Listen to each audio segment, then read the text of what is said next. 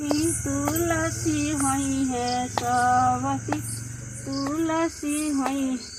आहोरा मजरिए उखारी गंगा फेंकती तुलसी जरी छूटी जैती तुलसी जरिया छूटी जैती जमू तू गंगा फेंकी आई तू जमुना फेंकी आई तू नाम माँ होई जैतु सन के मछरिया नहैते नारायण चरण लपट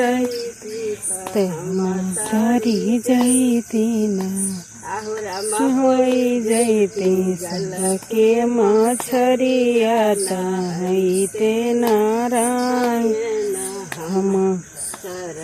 लपटैती मतरी जैती न जहु तू गुरा फेंकी आई बो गन्हौरा फेंकी आई बो न अहो रमा होई जैतो साग चबरैया खोटी ते नारायण खैते नारायण तुलसी हुई है सवती तुलसी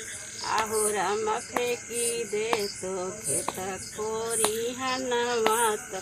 तुलसी जरिया छूटी देती हो तू खेत खरी हना फुक तू खेत खरी